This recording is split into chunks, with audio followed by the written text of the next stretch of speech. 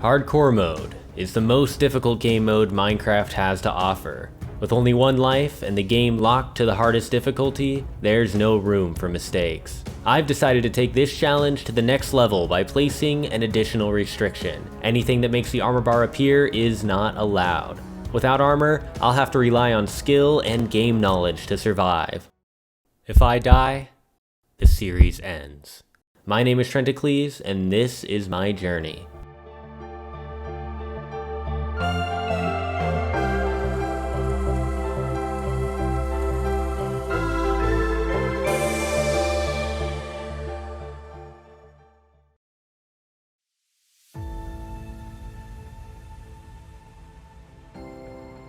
Now that I've conquered the end, it's time to shift my focus back home to the overworld. My highest priority is to upgrade the defenses of my village. These short wooden walls may be sufficient to keep out zombies, but with all these pillagers roaming around, I'd like something a bit stronger. I'm gonna need to do a lot of mining to complete this upgrade, which means my first task is to max out the enchantments on my tools. The first enchantment I decided to get was Efficiency 5. Since I'm going to need it on each one of my tools, I decided to use another villager librarian. Of course, buying enchantments from villagers can be a bit expensive, so I started looking for some faster ways to get emeralds. I noticed that my fisherman will trade me an emerald for an acacia boat, which is a much better deal than trading sticks with the Fletcher. I also happen to already have a lot of acacia wood, which means that I'm all set on emeralds in the short term. After collecting some emeralds, I was able to get everything I needed to max out the enchantments on my Silk Touch pickaxe. At this point, I decided I wanted something more AFK for a long-term source of emeralds. I figured the most convenient option for this was to get a butcher and create an AFK chicken farm. That way I could get raw chickens to trade to the butcher, and I could also trade the feathers to the Fletcher. I gathered some materials and set to work. First, I connected a hopper to a chest and placed a slab on top of the hopper. Then I enclosed the slab with glass and placed a dispenser above the slab facing downward. I then put a hopper on top of the dispenser. Next, I used redstone repeaters to create an infinite redstone clock, which would repeatedly activate the dispenser. I then placed more hoppers on top, all leading into the hopper which feeds into the dispenser. Then I constructed a containment wall around the hoppers. Now all I needed to do was fill the top with chickens and the farm would be complete. The farm works by the chickens at the top laying eggs, which are then dispensed into the bottom section. Since baby chickens are only half a block tall, they sit there until they are fully grown, at which point they immediately suffocate, leaving their feathers and raw chicken to be transferred into the chest. I gathered my first few chickens and then started gathering seeds to breed the chickens. At some point while walking around, I heard some noises coming from beneath the ground, and I decided to investigate. Is there a cave down here?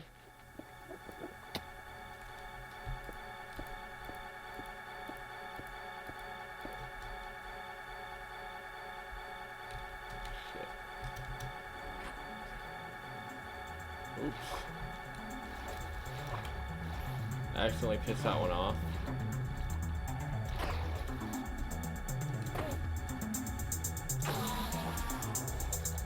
Okay.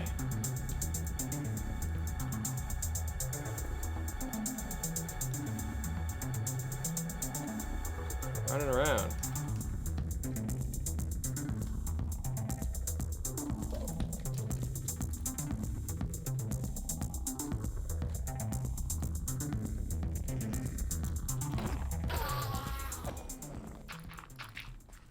After that sketchy encounter, I went back to breeding chickens, and in the meantime, I gathered all the enchantments needed to max out my Fortune 3 pickaxe. However, I didn't have enough enchantment levels to put it all together. I started fishing to get some levels, and after a while, I noticed some more sounds coming from underground. Having clearly not learned my lesson, I once again decided to investigate. This time, I found something game-changing, a zombie spawner. With a little bit of setup, this zombie spawner could become my best source of XP for a very long time. Since I almost had enough levels for my pickaxe, I went ahead and finished that off, and then I set to work on constructing my XP farm. I started by clearing out a larger area around the spawner so the zombies would have more room to spawn. Then I used water to make everything on the floor flow to the collection area, which consisted of a half-block tall opening above some hoppers so I could safely kill the zombies and collect their loot. I also constructed a small pool so I could do a bit of fishing while waiting for the zombies to spawn. And with that, my XP farm was completed. Now that I had a decent XP farm, I decided I might as well also max out the enchantments on my axe. Once I had the axe fully enchanted, I was also able to use the XP farm to repair it via the mending enchantment. Now that my tools were completed, I was finally ready to get started on some mining. I descended into the tunnels and mined for days on end, collecting a massive amount of stone to upgrade the defenses of my village. Once I had enough stone, I began constructing the fortifications.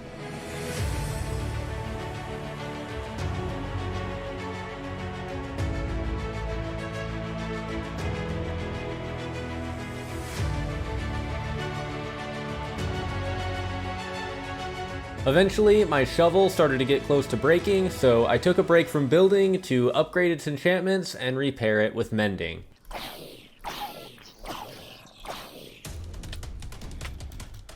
God.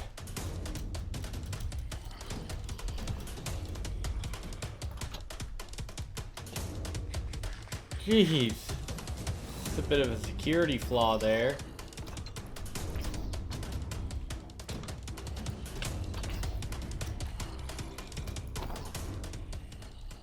How did that happen? Once my shovel was restored to working order, I continued my construction project.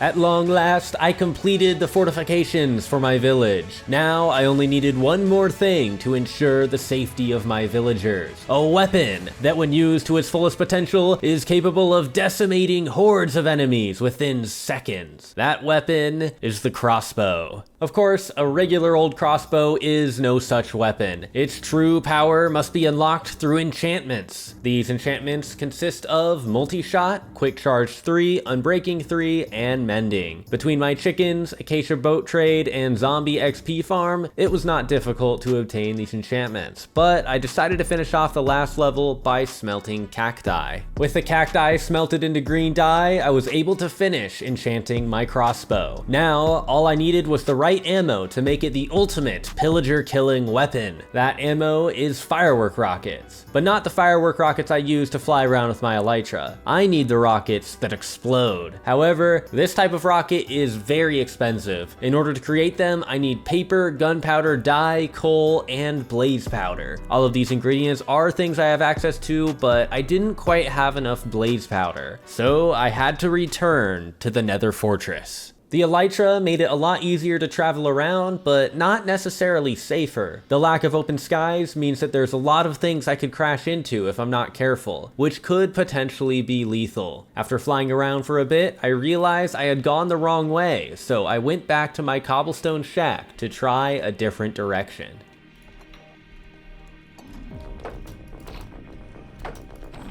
Oh, what? They can spawn in here? After hopefully piglin-proofing my portal shack, I set out again and was able to find the fortress. Once I made it to my blaze spawner, I gathered some more blaze rods, and once I had obtained a satisfactory amount, I headed back to the overworld. Back home, I began crafting the death rockets. It was a bit of a process, but once I was done, I had 45 rounds of Minecraft's deadliest ammunition at my disposal. Emboldened by my new weapon, I set out to find the pillagers' home base. Using my elytra, I was able to cover vast distances in a short amount of time. I came across some peculiar sights and exotic lands, but no sign of pillagers. That is, until I caught a glimpse of a massive structure deep within the dark forest. Oh my god. This is it. This is their home base. I stealthily landed on the roof to investigate, and I spotted an evoker wandering around in one of the rooms of the top floor. I decided to attempt a quick assassination.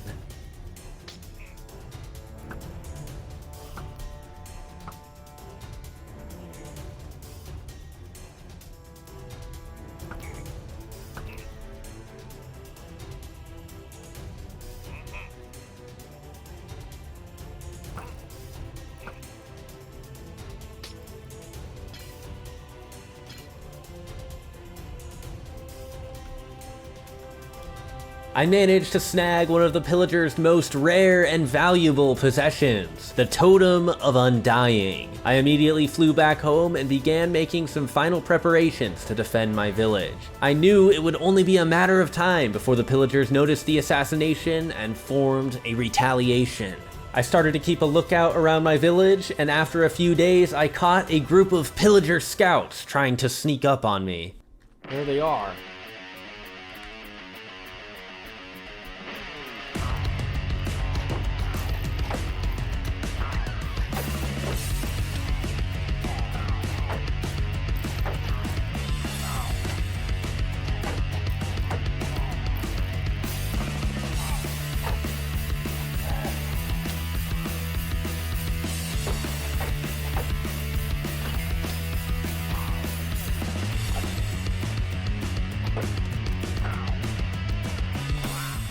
As I slew the scouts, I was overcome with an ominous feeling. I immediately rushed back to my village, preparing to face whatever the Pillagers were about to throw at me. They arrived at dawn. A full-scale raid had been launched upon my village, and my only choice was to defend it or die trying.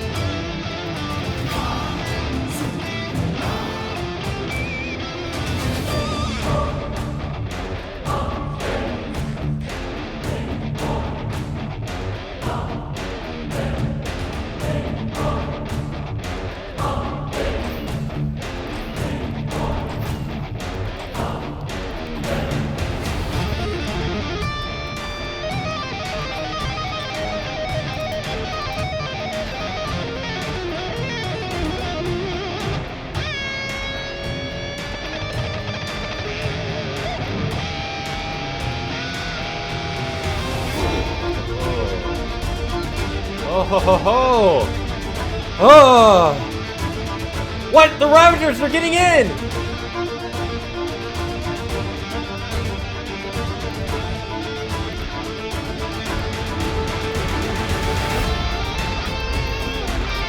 There's a flaw in the defenses!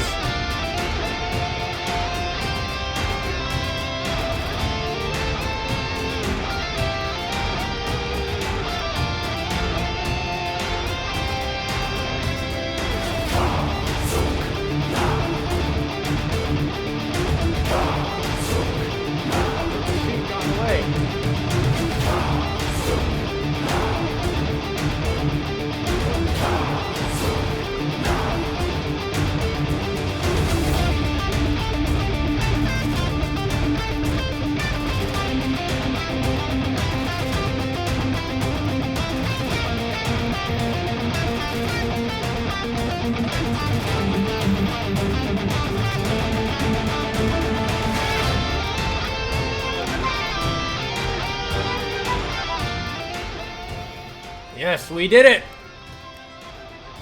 We have successfully defended the raid. The villagers are saved. As I defeated the raid, I felt a wave of relief, knowing that my village was now safe. I can now focus on building new structures and improving my own home without having to worry about the safety of my villagers. And with the Totem of Undying in my possession, I can now explore further, delve deeper, and take on greater challenges than ever before.